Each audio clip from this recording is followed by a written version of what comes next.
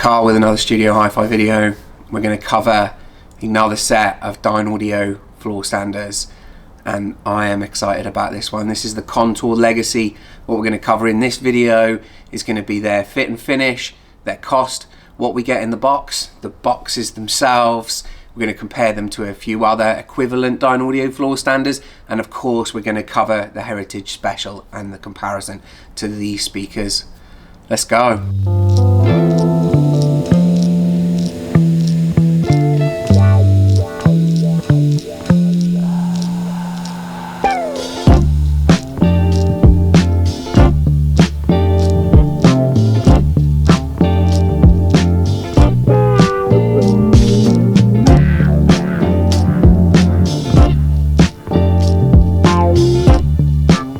First off the cuff, I have had these speakers now for around 2 months, I think. It might be slightly shorter than 2 months. I didn't want to rush this one out for any SEO purpose or anything like that. I wanted to spend some time with them, get to know them, and then shoot the video and tell you what I think.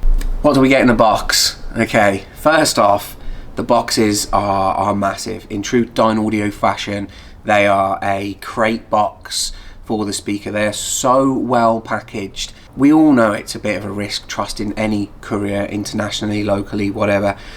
We've all seen the videos of them launching things in and out of vans. I don't think that because of the weight of these things and the size of their boxes, I don't think you could possibly treat them bad enough to damage them before they get here, you know? They are extremely well packaged. In the box is real straightforward. You've got the speakers, they're wrapped in cloth so they don't get marked by the polystyrene or the foam sort of fitted surround inside the box.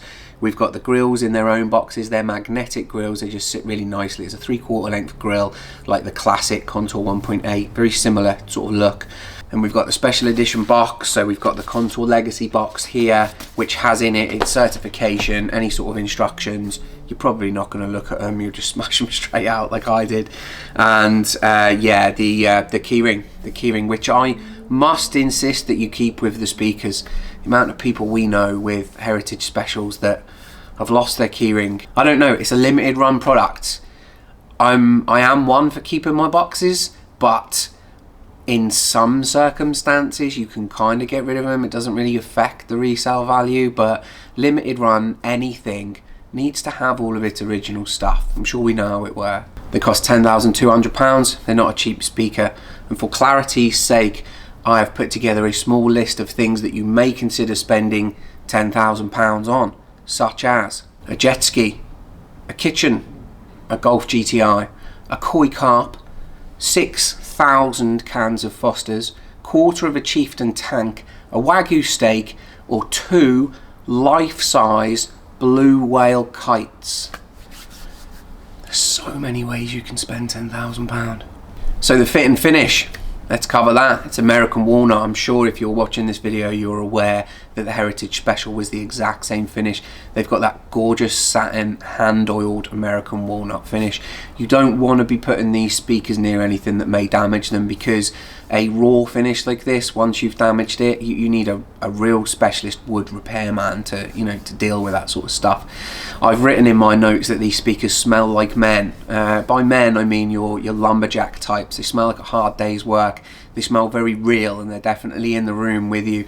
There's something quite, if you're into wood and sort of specialist woodworking like I am, you'll notice the dust in the boxes, you'll notice the fact that they are handmade, and I absolutely love that. Round the face we've got the original Contour, that's where that name comes from, around the about 20mm or just under, maybe 18mm inside the face of the driver. And then on the front, of course, we've got grains running up and down on all sides, so it doesn't cross in anywhere, which is a bugbear of mine. And we've got our Heritage badges, so the Heritage sort of steel and I can't remember, is it enamel? Yeah, the sort of enamel finish on the badges. And round the back, binding posts on a disc, 2 massive ports which speak volumes for themselves. There's obviously intent there with ports that big.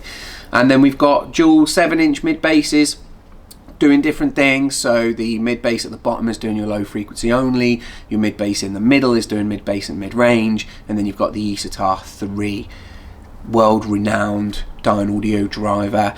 The mid-bass drivers are from the Evidence Platinum line, so 2 7-inch mid-bass drivers, similar again to the Heritage Special that had a modified Evidence Platinum driver as well, which is just an incredible speaker. And all 3 of those drivers are coupled together in the box by a bespoke crossover. They just designed that crossover per these speakers, much the way they did with the Heritage Special.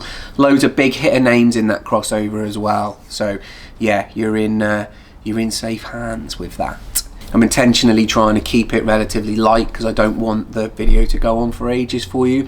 So links to all of the specs and drivers and things are down below in the description, and I'll throw some stuff on screen whilst I'm talking about them, so you'll be able to see certain specs of the speaker themselves. It's a 4 ohm speaker, 90 dB sensitive, which begins the differences between these and your standard Dynaudio speaker, which I will swing back to when we discuss sound. But there are things in the numbers, if you know what you're looking at, that suggest that they might sound slightly different to your more conventional Dynaudio hard to drive speaker.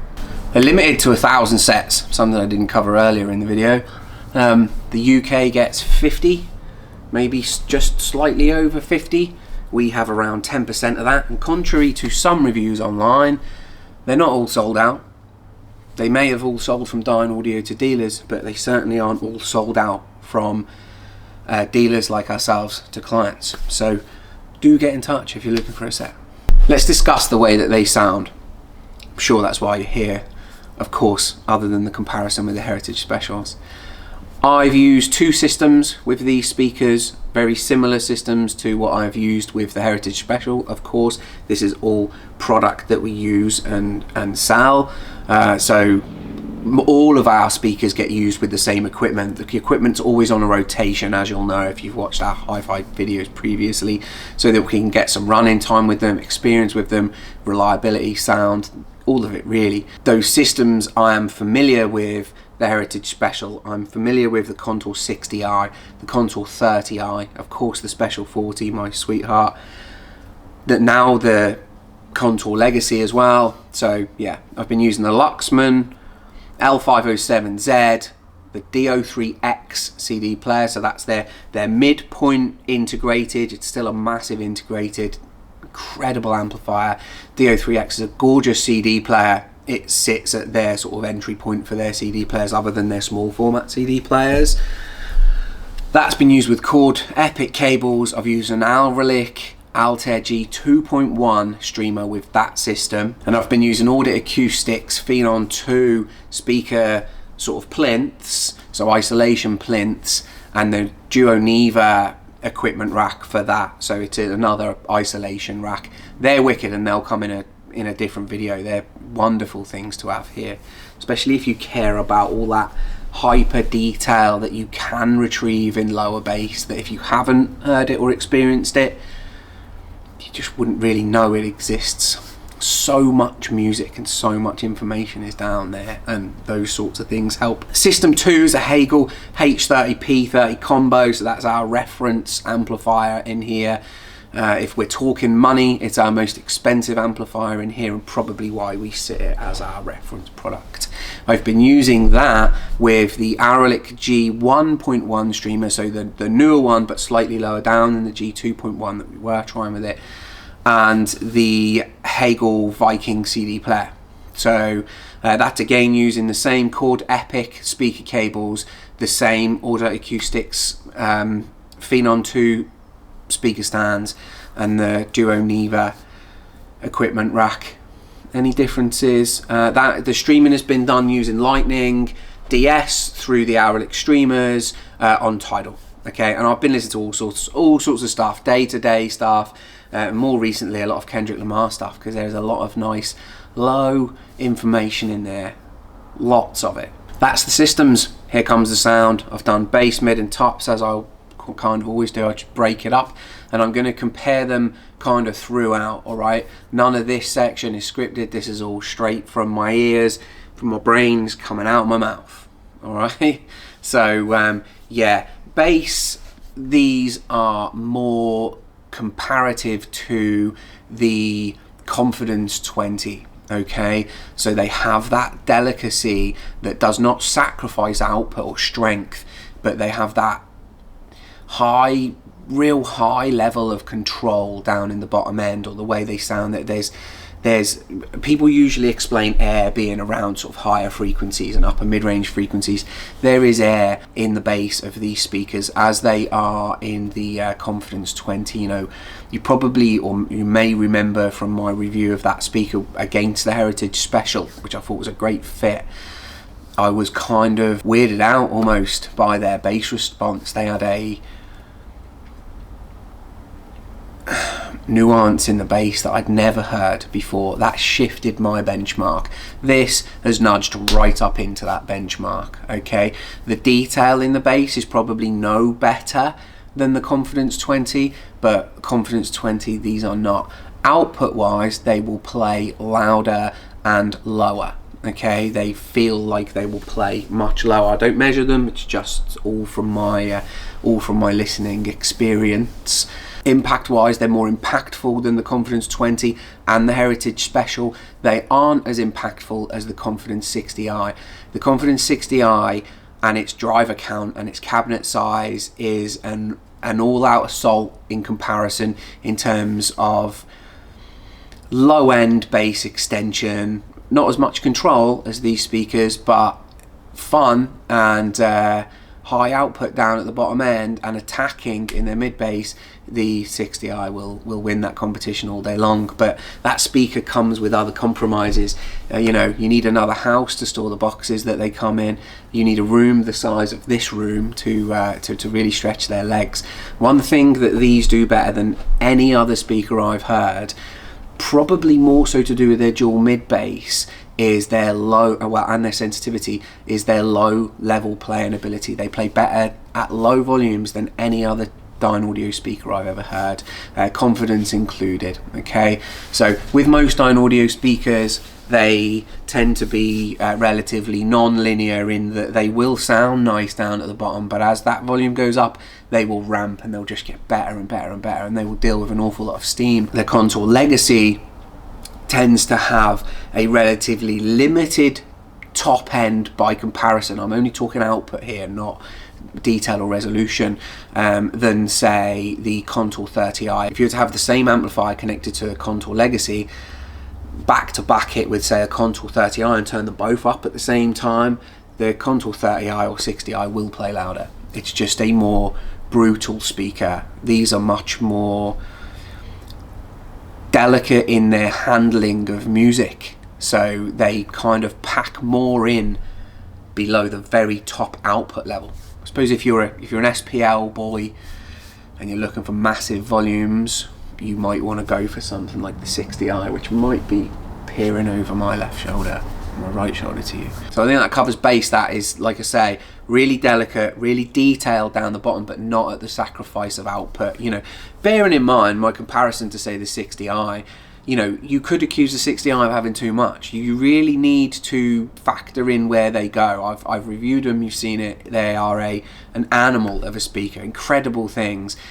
You need to have them in the right environment. Put them in a tiny room and they'll smash the room to pieces.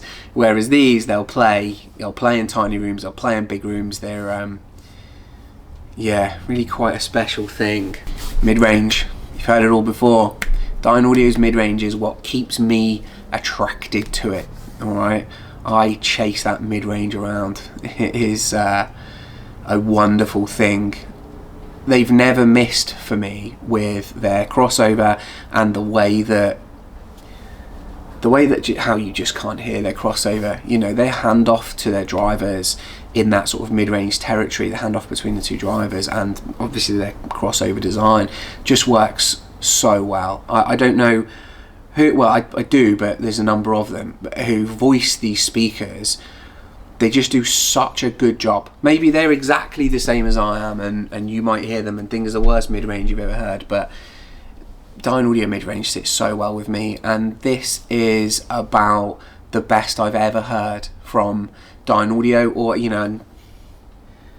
anyone really. Handing off a 7-inch mid bass to you know, to the Isatar 3 tweeter like that should be quite tricky, but they just do, and it's probably in the upper mid bass design. So the way they've done that crossover and the way they've modified that, the mid bass in the center that deals with, you know, mid range and the sort of upper frequencies and isn't solely about bass duty, they've probably shifted up that crossover point somewhat, and yeah, reeled it right back into being a Dynaudio sweet, natural, extremely real mid-range. The differences in these speakers between the two systems, you know, I think would probably be unrealistic to put much weight on, because we're kind of talking about the speakers. I wanted a kind of mean measurement in my head of how they sound, and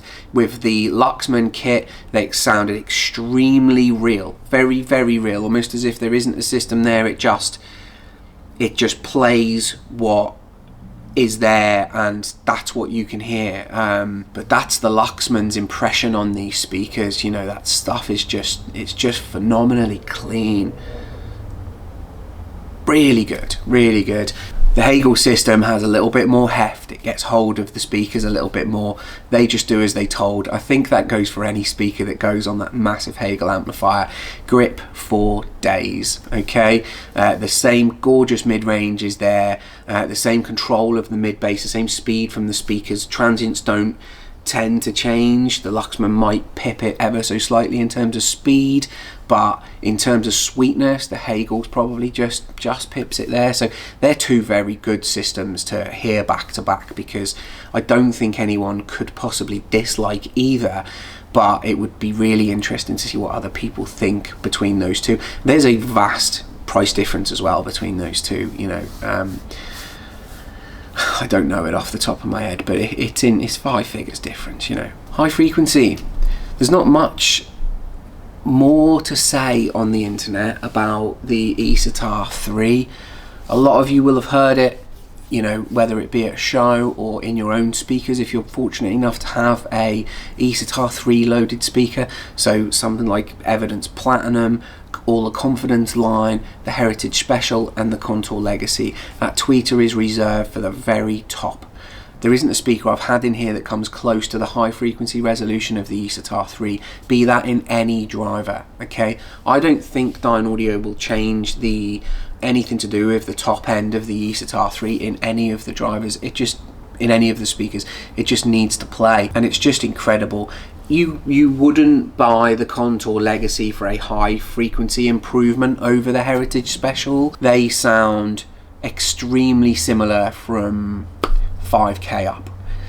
Every single thing from that point down is better about the Contour Legacy, okay? The extended bottom end affects all of the fundamental frequencies of the speaker, so you can hear that in the mid-range impact. In the vocal element of the speaker is just stronger. It just has this slightly harder edge when it needs to be there. Of course, bass extension, when we get into the sort of sub 150, sub 100 sort of realm, you know, is much bigger. The Heritage Special seems bass light in comparison to the Contour Legacy, but of course it will. You know, it's bringing a knife to a gunfight in that scenario. The Contour Legacy is always gonna win there. Now, I don't believe I've ever felt that the Heritage Special has been a bass light speaker. These just add that handful of percent, the proper low stuff. So yeah, I suppose fundamentally what I'm saying is the Isatar 3, you could pretty much strap it to anything and you kind of know how it's going to sound. Just magnificent would be the word, I suppose. Hyper accuracy. They throw up that sort of 50 million pixel image. You know, they're an expensive camera compared to a Kodak. They put up such a huge picture. Everything hangs in the air for ages. I don't know how they managed to do it. It's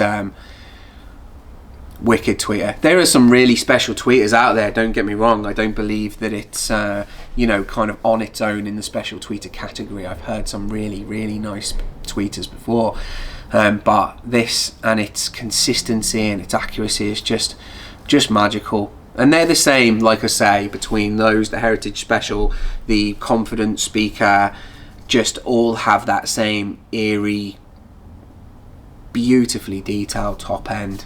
Comparisons, you know, I can't draw a chart on this like I did with the stand mounts, because they're all relatively similar in spec. I would want to draw a chart on this and cover things like mid-range, high frequency bass and everything.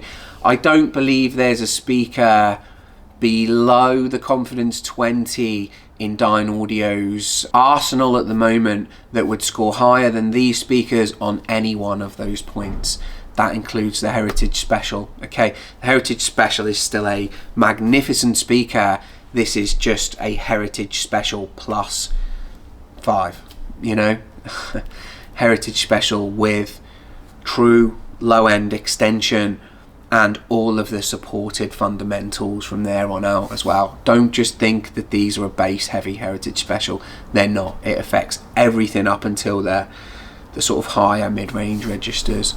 The Contour 30 and the Contour 60, relatively similar speakers by comparison, one just smaller than the other. The 60 voices better than the 30. The 30 voices extremely well, which is again another 7-inch driver to, I think, an Isatar 2 sort of handover, so that, you know, that sort of magic Dynaudio crossover again. Neither of them are a comparison for these if what you're after is resolution, any form of low-level listening, super accurate voicing of the speaker, so you know, all of that sort of magic in the mid-range that is hyper realistic. They just aren't a match. Bottom end, output wise, if you're a volume lad and you like to, and you are fortunate enough to live in such a circumstance that you can just crank any of the floor standing Contour I line, will outdo these in terms of output. All right, detail, no, there's no point in where any other speaker that I've heard from Dynaudio outdoes them in terms of bass detail, mid-bass detail, mid-range detail, high frequency detail. But if we're talking low-end extension, it would go to the 60i, and I'm sure the Confidence 50 or 60. And if we're talking just sheer sort of pop and output at high volumes, like I say, any of the floor standing Contour line. The Contour Legacy is the best sounding speaker out of all of them by a shot as well. My conclusion for this video, I've written one word and it just says keepers. This isn't a video that I've opened a box this morning and got some speakers out. I am not high on these speakers the way I am with some. Okay, you can catch me as an enthusiast absolutely buzzing about the arrival of a new speaker. I've intentionally left these for a while so that I can learn them, figure them out and be around them and not make mistakes when I'm talking about them, although I'm sure you'll let me know. Anyone that comes in to buy these is probably going to have to deal with me first, because I've got my eyes on these ones and we've only got 4 other sets. So yeah, everything you need is in the description below. I've been Carl, this is a studio hi-fi video and this is Studio in Car. Alright, hope you've enjoyed it. Take it easy.